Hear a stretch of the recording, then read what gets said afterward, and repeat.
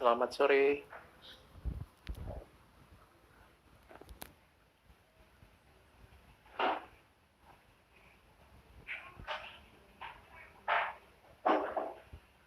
Halo, selamat sore, selamat sore. Sampai minggu ke-7. Minggu ke-7. Ini. Hai, hai. Ini live pertama ya? Perdana. Ini udah selamat datang di Disinfektan, diskusi info terkini tanpa baperan. Episode keempat di minggu ke-7. Kalau saya minggu ke-7 work from home. Bertemu lagi dengan saya Adrian Wibowo. Nah, sekali ini saya mengundang satu Bu Dokter milenial. Bu Dokter milenial. Kakak dokter.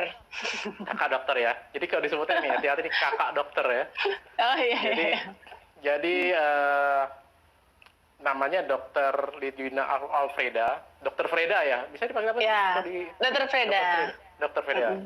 Nah, Bu Dokter ini jadi dokter di Rumah Sakit Santa Elizabeth, Yogyakarta. Ya, ya? betul, Bantul. Ya. Bantul. Nah, terus sekarang juga ditunjuk jadi apa? Ketua geng. Ketua geng. Ketua COVID. Oh, iya. Keren ya? Mendadak jadi keren banget gitu ya? Iya. Nah, keren tapi. Di disinfektan keempat ini kita akan bahas bagaimana kita menyelamatkan diri ini. Menyelamatkan diri dari pandemi coronavirus COVID-19 ini nih. Kita akan lihat dari dua sisi. Dari sisi medisnya gimana kita menjaga diri sampai akhirnya nanti bisa melalui ini dengan baik, dengan badan yang sehat tentunya. Terus nanti juga akan dibahas tips and triknya gimana melalui COVID ini dari sisi manajemen keuangan. Kita tahu ya sekarang nih sudah minggu ke-7 kalau saya, nggak tahu mungkin ada yang lebih lama lagi, atau ada yang mungkin masih baru minggu ke-3, ke-4. Di Jakarta sendiri itu PSBB udah diperpanjang sampai akhirnya tanggal 22 Mei. Nggak tahu kalau di Jogja, di Bantul gimana? PSBB-nya? Sama diperpanjang. Udah berlaku. Udah berlaku juga. Nah, dengan demikian pasti banyak yang terdampak nih dari sisi ekonomi lah yang udah pasti ya. Gimana orang kemana-mana udah susah, berusaha udah mulai banyak batasannya gitu.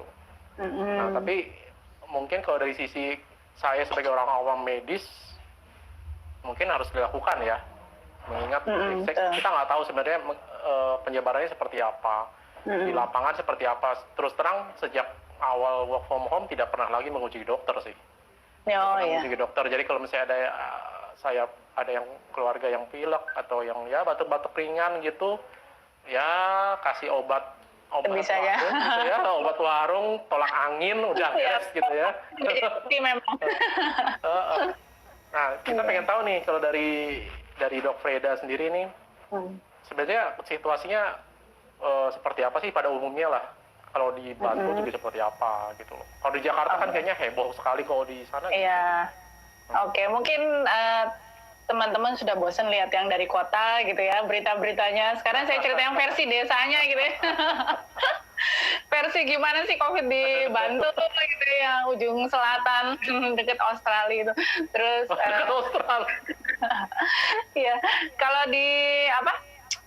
di kita masyarakat sih sudah cukup paham ya, maksudnya biarpun sih mbah-mbah di desa pun mereka udah tahu corona. Cuman mungkin stigmanya masih lebih besar ya dari orang-orang kota mungkin ya. Jadi benar-benar kalau kita tanya keluhannya atau apa, mereka seringkali bohong. Nah itu yang sulitnya. Padahal corona sendiri kan sakit yang sulit dideteksi ya. Maksudnya gejalanya tuh bisa macam-macam, nggak cuma batuk, nggak cuma sesak ya, kadang sakit pencernaan bisa corona, meningitis bisa corona gitu kan. Jadi memang kita bergantung banget sama anamnesa ke pasien. Nah, seringnya yaitu sih pasiennya mungkin di desa karena takut tetangganya julid-julid gitu ya. jadi jadi membunyikan gitu kalau apa namanya ada keluarganya habis dari red zone atau gimana. Itu kita tantangannya di situ sih. Jadi benar-benar susah banget mendeteksinya gitu. Oke, ini ada yang eh, komen nih. Dokternya cantik sekali ya. Salam kenal. Iya. Oke deh, basis fanbase di Jakarta mulai.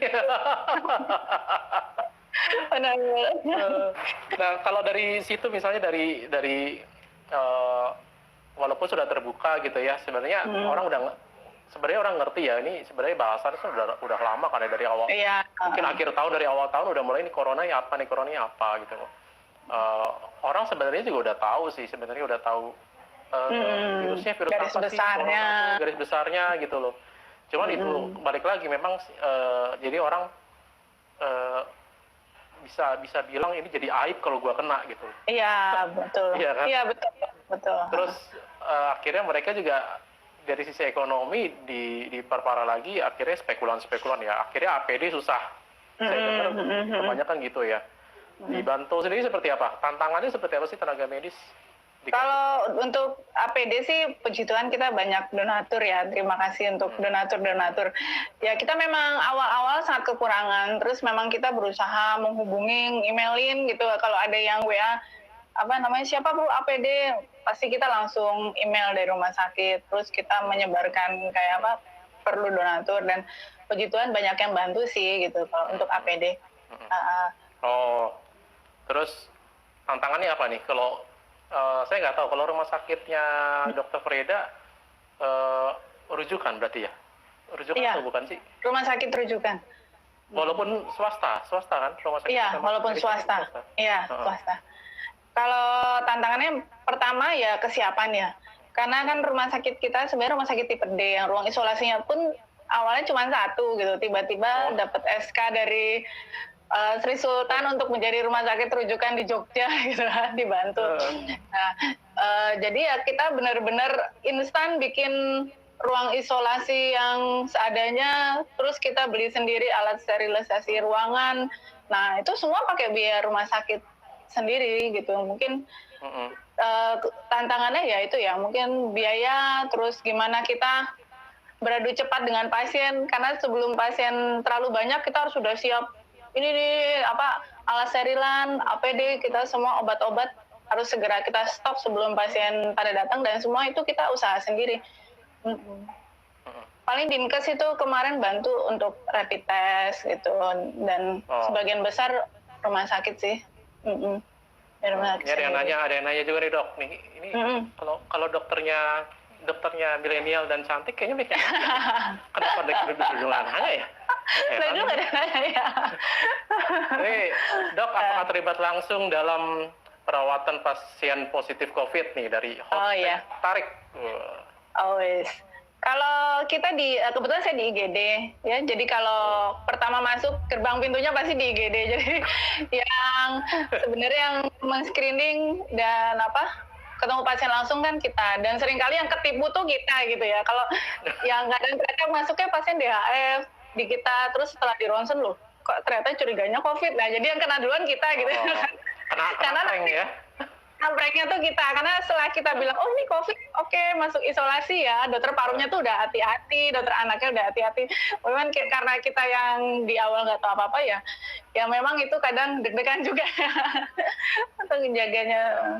Ya kalau menangani langsung ya di awal aja sih. Untuk selanjutnya biasanya sudah dipegang sama spesialisnya, tergantung spesialis anak atau paru. Terus ada sampai saat ini nih, sorry nih Dok, dari rumah sakit dokter atau Bantul atau Yogyakarta pada umumnya, yang positif itu banyak nggak sih Dok?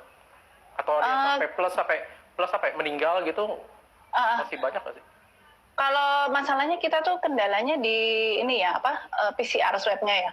Jadi kalau PDP tuh banyak banget. Cuman untuk hasilnya yang positif itu memang yang dibilang positif masih sedikit gitu. Karena terkendala yaitu pertama kita kalau mau nge-swab kita harus kirim dulu ke Jakarta gitu. Jadi memang Jakarta? Iya, yang pertama Maret. Ya sekarang Sarjito udah bisa, tapi dulu awal-awal tuh benar-benar harus dikirim dulu. Karena kan alatnya segala belum datang ya dulu ya. Jadi ya mungkin untuk bilang positifnya tuh masih sedikit, tapi kalau PDP sudah banyak. Hmm. Untuk saat ini rumah sakit ini sendiri ya, apa kayak alat-alatnya. Berarti tadi dokter bilang kayaknya bikin ruang isolasi sendiri jadinya. Iya. Gitu. Dengan nggak ditunjuk sama pemerintah jadi rumah sakit rujukan tuh nggak dikasih dana gitu dok? Katanya mau dikasih sih, tapi saya juga sampai turunnya kapan. Jadi kita katanya sih akan reimburse ya. Cuman kita juga membayangin dana pemerintah kan udah keluar banyak banget ya. Secara yang semua apa namanya PDP dengan gejala berat kan semua tertanggung Kemenkes gitu loh. Secara di Indonesia PDP-nya aja udah berapa puluh ribu gitu. Kayaknya rumah sakit kita mungkin kebagiannya percikannya doang gitu kali ya dananya. Nah, sekarang kalau kita nanya lagi, kan sekarang banyak yang tes nih. Ada yang tes. Sekarang di toko online lumayan ya, banyak yang jual tes rapid test mandiri. Terus ada, saya nggak tahu kalau PCR kayaknya sih belum itu nggak bisa, harus di swab soalnya dia. Sebenarnya gimana sih dok, urutannya seperti apa sih harusnya dok, kalau misalnya kita nih pengen ngetes atau harus ada gejala dulu baru boleh tes? Kalau kita di medis biasanya kalau apa namanya ada gejala, ini apa ya, rapid apa yang PCR? Ya itu biasanya apa, rapid dulu kan? Rapid dulu. Biasanya kalau kita kalau untuk menentukan positif jelas harus swab atau PCR.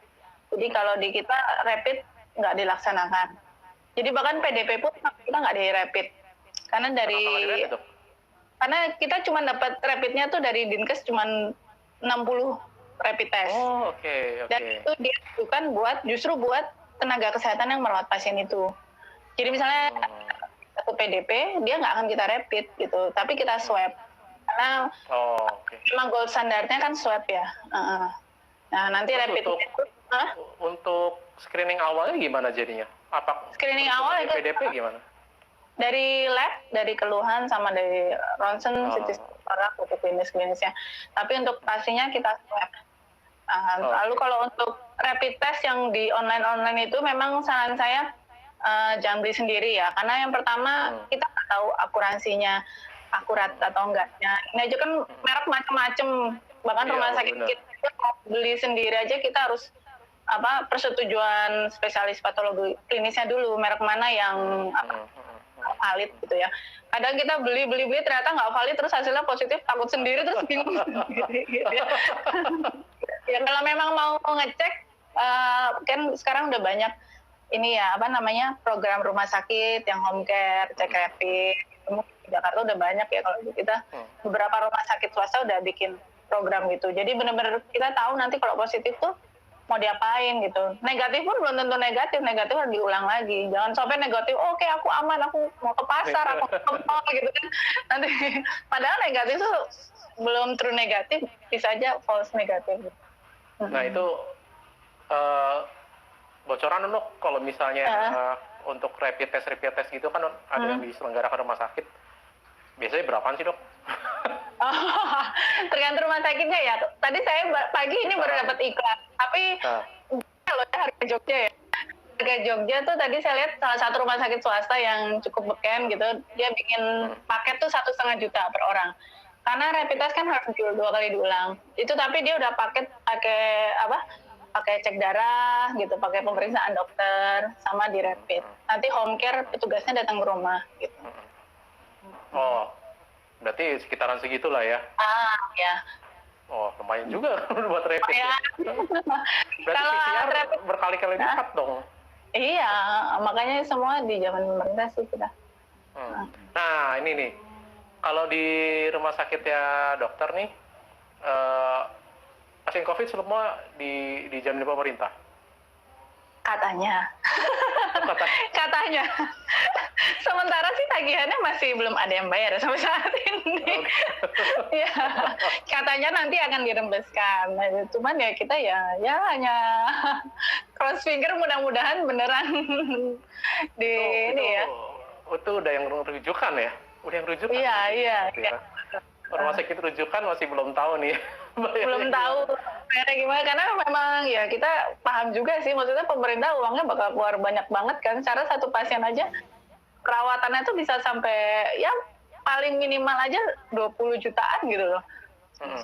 Kan pasti ruang isolasi, terus perawatan ruang isolasi pasti kan beda sama bangsal biasa ya. Jadi harus apa? Untuk APD-nya itu semua kan kita hitung. Oh. Asma segala. Bisa sama kayak VIP kali ya? Lebih malah lebih karena VIP kan kita bersihnya nggak usah pakai hazmat, nggak usah pakai alat steril, tempel. Lebih murah darinya lagi. Kalau ini gambaran nih, kalau VIP dibantu berapa sih, Dok? Oh, VIP murah banget. Beda lah sama VIP sana. VIP kita paling semalam cuma 500 ya. Nah, ingat ya, kalau mau VIP murah ke Bantul. Ya. Murah kan? Murah banget. Di mana dengan 7.000 bisa makan kenyang. Soalnya gini, soalnya kalau di Jakarta udah VIP udah pasti 1,2 udah pasti. Biasanya 1,2. Terus kemarin juga dengar beberapa kabar juga karena yang rujukan dari pemerintah itu agak susah dapatnya. Jadi mereka biasanya rumah sakit swasta juga akhirnya menerima pasien COVID kan ya. Dan kabarnya juga pasien COVID itu banyak yang tidak punya perlindungan, dalam arti BPJS mereka nggak ikut. Terus BPJS kalau COVID? BPJS nggak ya? COVID tidak termasuk BPJS ya? Tidak masuk BPJS.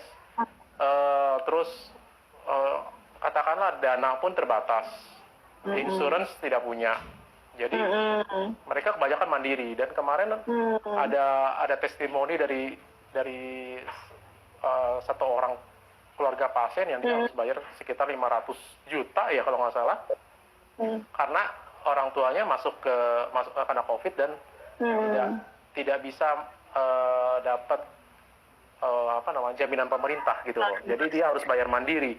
Nah, bayar mandiri mau nggak mau mereka masuk isolasi. Mungkin itu yang kata dokter benar, isolasi bisa lebih mahal daripada VIP gitu. Kalau dia udah pakai ICU ventilator udah jelas jauh dari isolasi. Nah, ini juga sebenarnya nyangkut juga. Nanti kita akan bahas beberapa tips dari medis juga di dekat-dekat nanti ya, terakhir-terakhir nih. Nah, ini kita juga karena masuk ke ranah finansial, keuangan gitu loh. Jadi sekarang nih banyak orang yang udah, terus terang karena udah dirumahkan banyak, ada yang dirumahkan bener-bener sampai dengan kata lain di PHK, ada juga yang dirumahkan dengan dipotong beberapa bagian pendapatannya. Ini sudah ada wacana juga, bahkan istri saya juga wacananya untuk baru wacana itu bakal dipotong untuk transport sama uang makan harian, gitu kan. Banyak juga yang seperti itu gitu kan. Ada juga yang berbahagia kalian yang selama work from home masih dijamin, masih dibayarin semuanya nih. Gaji masih oke, THR belum ada gembar-gembor mau dipotong, ada yang THR-nya berapa persen dulu gitu kan, sekarang mulai banyak seperti itu kan. Apalagi yang punya banyak cicilan. Nah, sebenarnya kalau dari sisi finansial semua orang pasti kena ya. Iya, betul. Baik itu punya pendapatan yang rutin kayak gaji, maupun orang yang profesional ya, mungkin kayak dokter gitu ya. Kalau mungkin dokter praktek pribadi gitu, nggak ikut rumah sakit ya, itu pasti udah pasti kena juga gitu. Nggak bisa buka praktek pribadi lagi. Iya, rumah sakit pun sepi sekarang. Rumah sakit pun sepi sekarang gitu. Iya. Mungkin kalau rumah sakit sepi juga berimbas ke jasa dokter gitu kan ya. Jasa dokternya jadi nggak ada misalnya, jadi kurang. Nah, ini sebenarnya emang dilalui oleh semua orang ya. Semua orang di Indonesia sekarang seperti itu. Bisnisnya pada jatuh gara-gara nggak bisa buka toko atau omsetnya jauh menurun. Nah, sebenarnya memang ini kita harus mulai untuk dipetakan.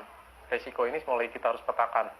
Kita nggak bisa yang namanya pasrah aja gitu loh. Karena sekali lagi Charles Darwin ini pernah ngomong kalau spesies yang bisa survive itu bukan spesies paling kuat, bukan spesies yang paling cepat, tapi spesies yang bisa beradaptasi gitu loh. Jadi kita harus beradaptasi kan dengan situasi ini gitu loh. Nah, ini sebenarnya ada saya mau bagi pandangan saya sih untuk kita nih semua yang sedang terdampak. Mungkin ada yang udah PHK ya, kehilangan pekerjaan sama sekali nol. Ada juga yang masih sedikit-sedikit paling nggak ada pemasukan. Ada beberapa cara sebenarnya yang bisa dilakukan. Tapi intinya, simpelnya, kita pertama harus lihat uang masuk versus uang keluar. Itu dulu ya, yang pertama. Nah, gimana uang masuk nih? Sebenarnya kita udah tahu dari mana aja uang itu masuk. Kalau PHK mungkin ada pesangon. Kalau yang masih ada income, mungkin income dari mana aja. Walaupun gaji dipotong atau tunjangan dipotong, itu paling enggak kita bisa tahu. Nah, yang parahnya sebenarnya uang keluar. Uang keluar ini, banyak orang nggak sadar bahwa kita tuh sebenarnya kita nggak pernah, jarang sekali kita tahu uang itu keluar kemana aja. Perginya kemana sih uang. Karena biasanya berapapun uang kita pegang, biasanya habis aja gitu. Iya. Apalagi di rumah. Betul. Belanja online. Nah, ini salah satunya nih kayaknya.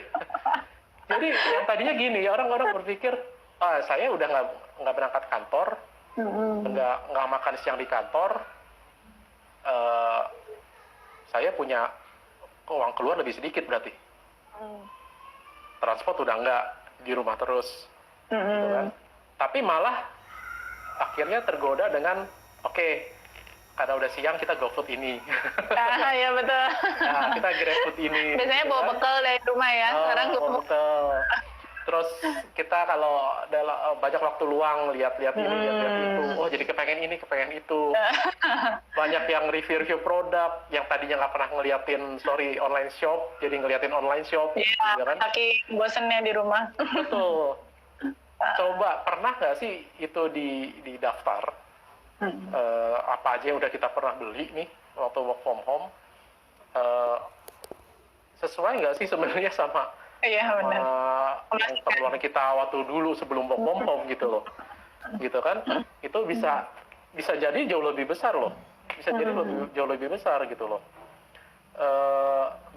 Sebenarnya sekarang untuk orang-orang yang terkena dampaknya, sebenarnya ada caranya gitu loh. Bagaimana kita di masa seperti ini harus mempersiapkan beberapa cara gitu loh. Selain yang tadi menjaga diri sendiri ya, nanti mungkin dokter kan bisa kasih tips di akhir.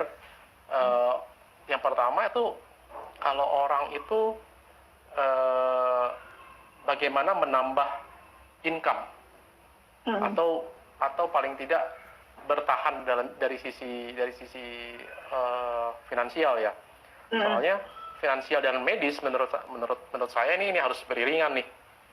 Kalau finansialnya digenjot terus, tapi akhirnya secara kesehatannya nggak diperhatikan, justru pada saat seperti ini yang daya tahan tubuhnya menurun, malah gampang banget gitu ya dok ya. Iya, kenaknya gitu loh. Iya.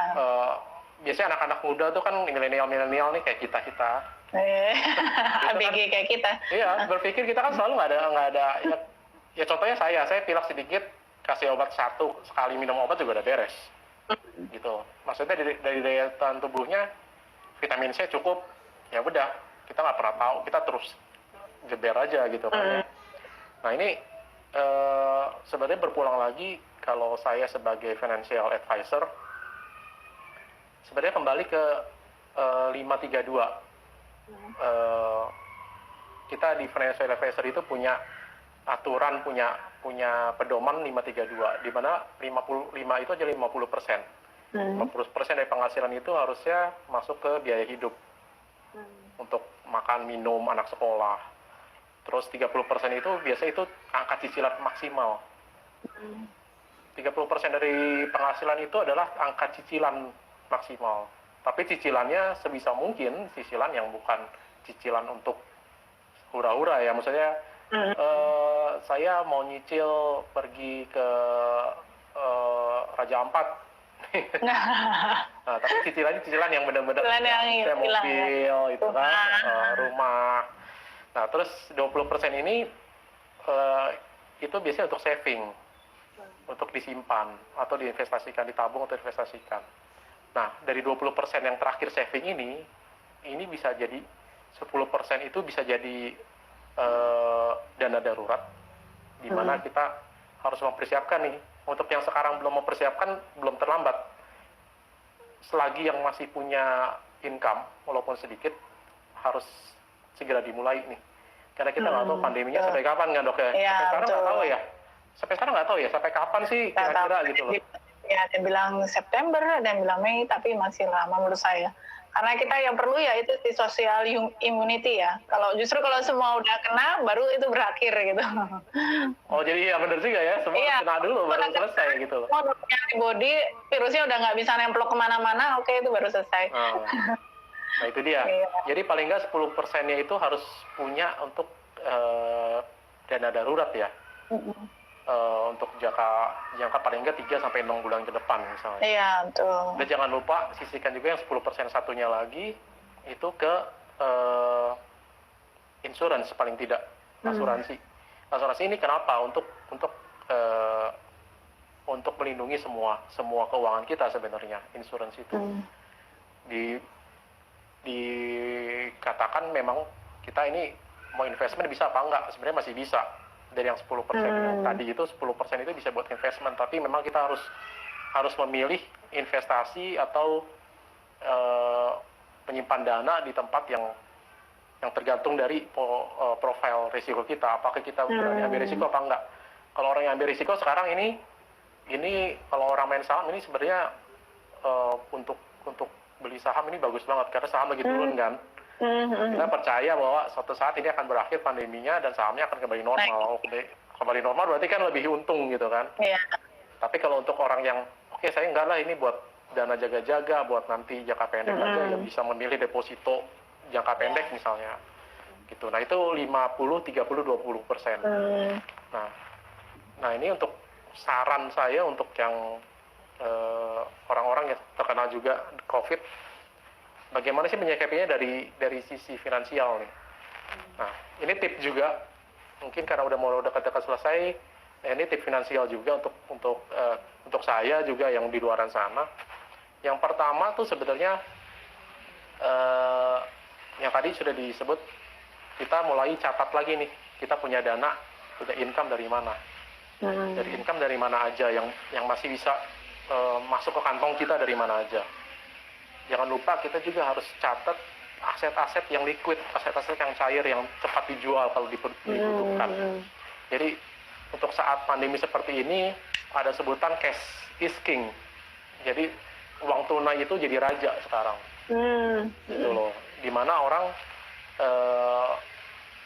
semua yang liquid, semua yang cair di keuangan itu akhirnya jadi patokan, jadi pegangan kita gitu loh. Aset apa yang gampang dijual jika ternyata dari cash flow tidak mencukupi gitu kan. Pokoknya paling tidak disiapkan 3-6 bulan ke depan.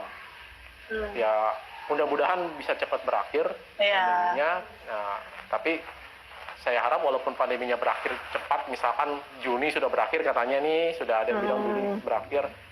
Mudah-mudahan 3-6 bulan dana darurat ini akan tetap terus bisa dijaga sampai seterusnya gitu loh. Nggak cuma kalau pandemi aja 3-6 bulan gitu loh. Terus yang kedua adalah harus hitung utang atau cicilan nih. Jadi kita mesti hitung lagi berapa sih cicilan yang ada nih sekarang gitu dong, udah pasti dong. Uang masuk sudah dicatat, cicilan udah dicatat, biaya hidupnya yang benar-benar itu apa. Terus kita harus buat prioritas nih. Sekarang banyak, mungkin karena waktu itu Presiden Jokowi udah bilang ya bahwa ada insentif. Sekarang insentif pajak sudah mulai. Dulu kemarinnya insentif untuk kredit. Nah itu mesti dicek lagi apakah dari perusahaan kredit, dari perusahaan yang memberikan cicilan itu ada keringanan atau tidak.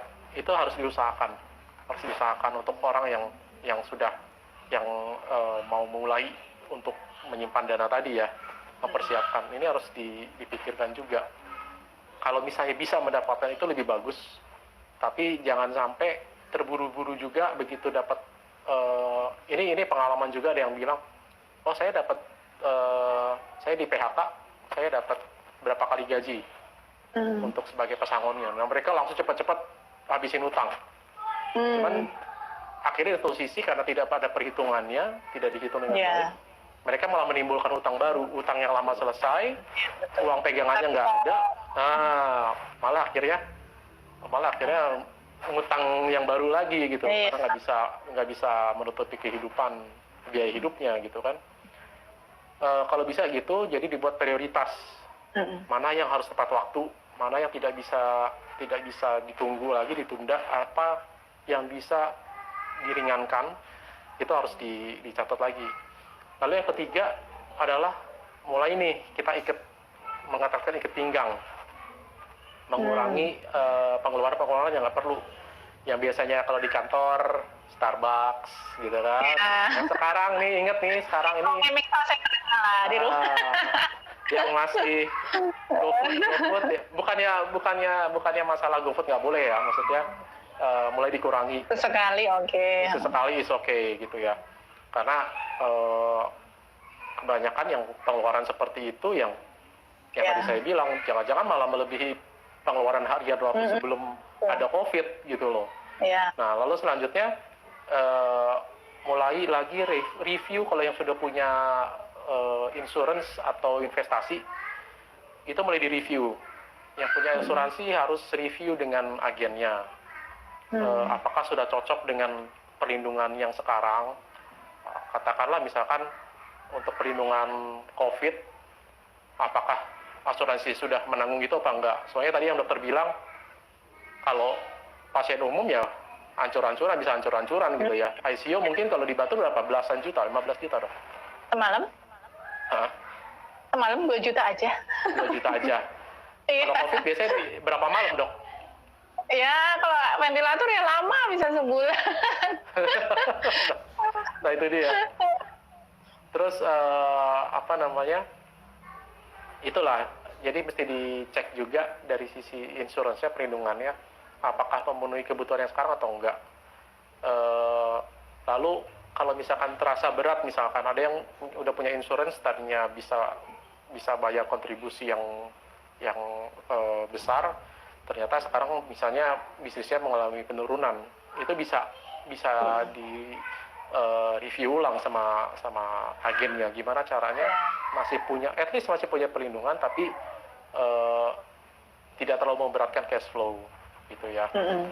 Lalu untuk yang punya investasi, sekali lagi mesti dilihat investasi apa, jangan terlalu buru-buru panic selling sekarang. Banyak orang panic selling, wah saham saya turun, habis nih, dijual gitu. Tapi tidak ada perhitungan matang gitu loh. Kalau nantinya dijual tapi akhirnya malah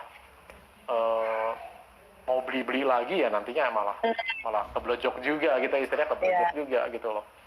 Nah selanjutnya memang harus ada perketat yang uang keluar tadi. Uang keluarnya harus perketat lagi. Biasanya ini kejadian juga sama saya sih sebenarnya. Kalau udah pergi untuk belanja bulanan, kita kalau mau nggak mau ya mesti belanja bulanan juga ya, PSBB gitu kan. Begitu di toko tuh ada listnya, tapi akhirnya banyak barang-barang yang dibeli keluar dari listnya. Apalagi bawa anak kecil, pajaknya banyak. Pajaknya banyak. Kayaknya sama kita pengalamannya. Pajaknya 2 kali. Itu dia. Jadi semini mungkin sesuai dengan keperluan jadinya, bukan keinginan ya, keperluan bukan keinginan. Lalu yang terakhir nih, nah ini berhubungan juga nih dengan kesehatan nih. Yang penting jangan stres. Ya betul. Ya, dok. Betul. Jangan stres. Kalau suami istri di rumah mulai mulai bikin jadwal yang rutinitas lagi seperti di kantor misalnya. Oh, jam segini saya ada meeting. Berarti kita bisa main sama anak jam sekian. Mungkin kalau yang istrinya bekerja juga bisa gantian sama istrinya seperti apa. Iya. Dan jangan Karena lupa stres juga. itu ya. Stres itu apa, Dok? Nah, stres itu menurunkan natural killer cell dalam tubuh. Nah, itu dia. Ingat ya. Banget. Bilang dok, stres itu menurunkan natural killer cell. Jadi sel-sel alami tentara tubuh pasti turun banget kalau kita. Jangan stres ya. Yang walaupun sekarang yang kena PHK itu udah jangan stres. Pasti awalnya stres lah, tapi jangan berkepanjangan. Nggak mungkin orang di PHK nggak stres, nggak mungkin gitu. Tapi jangan berkepanjangan. Nah, kalau yang mau nonton drakor gitu nggak apa-apa ya, sekali-sekali. Tapi jangan lupa sambil nonton drakor dilihat-lihat mungkin ada peluang usaha lain. Usaha yang bisa dibuat. Bikin masker. Peluang usaha yang bisa dibuat income tambahan gitu loh. Seperti contohnya ini. Itu jualan saya. Itu jualan. Nah, ini patut dicontoh ya. Nah, ini patut dicontoh. Ini. Ini bukan disponsori. Cuman ini tuh bukan main ya.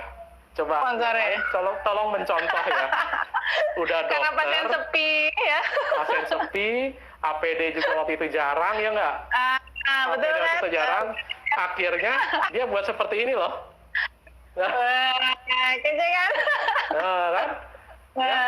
Buat seperti ini. Nah, asik kan sebenarnya banyak cara yang betul menyalurkan hobi.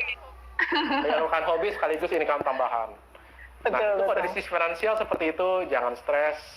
Coba lihat peluang-peluang bisnis lain, atau kalian sudah punya bisnis sekarang tapi menurun, bagaimana caranya bisa terus bertahan paling tidak.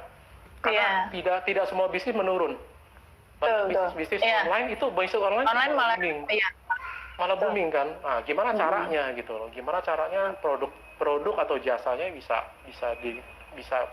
mencapai konsumen di luar sana. Malah online itu malah lebih luas kan ya, Dok ya? Iya, betul. Nah, ini dari Bantul sampai Jakarta sehari aja ini.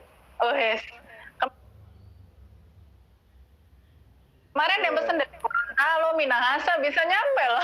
Kalau saya bukan yang beli cuma orang Bantul. Nah, itu dia. Nah, kalau dari finansial seperti itu triknya. Saya berdoa mudah-mudahan cepat selesai pandeminya dan kalian semua yang di sana bisa bertahan atau justru malah lebih bagus gitu ya. Iya, betul. Karena pola bisnis sekarang menurut saya malah lebih menjangkau lebih luas tadi gitu loh. Nah, kalau dari sisi medis gimana, Dok? Gimana supaya survive nih, Dok? Kita nih, Dok. Oke, mungkin kalau yang social distancing, cuci tangan segala udah pada bosen ya. Udah berkali-kali. Mungkin saya lebih nekankan yang pertama, percayalah pada pemerintah lah gitu ya. Jadi kalau pemerintah sudah bilang PSBB, sudah apa, ya itu pasti sudah dipikir masak-masak gitu loh. Jangan apa sih mau ngumpul-ngumpul saudara aja nggak boleh, mau mudik lebaran aja nggak boleh gitu ya. Pasti itu Pak Kemen, kan Pak Jokowi semua udah mikir jauh lah gitu ya. Nah, terus yang kedua memang saya apresiasi sih pemerintah, polisi semua sudah sangat membantu kita tenaga medis gitu ya.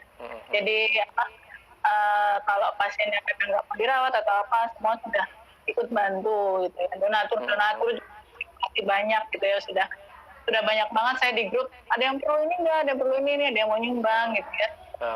Terima kasih banyak ya, ternyata warga Indonesia masih sangat yang berhati. Oke. Terus yang kedua mungkin kita stop stigma ya, yang penting ya untuk pasien-pasien COVID, karena sering banget itu mereka nggak mau jujur, mereka nggak mau dirawat sebenarnya ya karena stigma gitu ya. Tuh tetangga saya tahu saya COVID, keluarga saya sekeluarga dijauhin gimana gitu loh. Ya hampir sebagian besar gitu, kayak di TV kita nonton nggak mau dirawat kan pasti alasannya itu kan. Kalau saya dirawat, tanya sakitnya apa, saya ditanya bapak saya meninggalnya kenapa COVID, pasti keluarga kami dijauhi, Dok gitu kan. Nah, terus ya memang kan social distancing ya, tapi bukan berarti kan jadi aib keluarga gitu loh. Ya pasti yang perlu netizen kan gitu ya. Kamu itu bukan anak gitu loh, dan memang harus social distancing, tapi jangan terlalu stres juga gitu, karena ya itu tadi ya, stres pasti natural keluarnya turun. Percaya aja pada imunitas kita, kalau kita jaga kebersihan, makan bergizi, ya anjuran-anjuran lain itu ya pasti bisa kok. Nah, ini ada yang tanya juga, Dok. Ya. Untuk supaya nggak stres gimana, Dok? Supaya nggak stres, satu. Yang paling penting, lakukan hobimu. Nah itu, karena hobi itu dia mengeluarkan endorfin ya. Jadi kalau ini saya cerita pribadi ya. Saya kan hobi olahraga gitu. Jadi kalau udah sebentar nggak olahraga tuh, aduh rasanya stres, moodnya jelek banget gitu ya. Tapi begitu kita deh nyempetin waktu, nggak datang sejam atau 2 jam kita olahraga, langsung happy lagi gitu. Jadi kalau kamu sukanya mobil, ya udah kamu tak-atik lah sebentar gitu. Dan kalau saran saya, jangan kebanyakan baca berita COVID. Jujur aja saya udah males ya, udah bosan, karena makin denger, oh yang positif segini, wah makin stres kita. Yang penting ya udah, kita hari-hari kita jalani, bangun, jemur, kita makan bergizi, kita olahraga, kita melakukan hal yang kita sukai gitu. Gitu aja. Sip, kalau gitu. Itu tipsnya udah bonus nih kita. Waktu udah bonus. Ya. Jadi semoga yang kalian di luar sana tuh lebih bisa survive dengan tips and tricks dari kita berdua nih. Ya. Gimana badannya tetap sehat, keuangannya juga tetap sehat, supaya kita yakin lah kita bisa melalui ini lah ya. Kita percaya aja sama pemerintah, tadi kata dokter, karena data juga memegang mereka gitu, mereka yang tahu apa yang harus dilakukan gitu. Bagian kita ya bagian kita, tadi dokter bilang semua itu, semoga kita semua bisa melalui ini dengan baik ya, Dok ya. Betul, amin. Gitu. Terima kasih Dr. Freda sudah bergabung di Disinfektan. Jadi terima kasih juga ini. Oke. Topinya. Nih, promosi. tak kasih. Ya, namanya tolong dicatat. Ada di IG ya, Ada bukan cuma buat dokter, bisa buat naik motor seperti. Itu ya. Ini buat naik motor nanti touring kalau sudah COVID. Buat alas helm. Iya. Gitu. Karena percikan COVID gitu, boleh. Sip. Buat rumah sakit juga itu APD, termasuk APD ya, Dok ya? Iya, betul. Oke, kalau gitu terima kasih Dr. Freda sudah bergabung.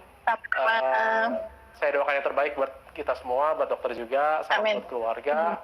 Adrian Wibowo mundur diri. Assalamualaikum warahmatullahi wabarakatuh. Waalaikumsalam. Bye.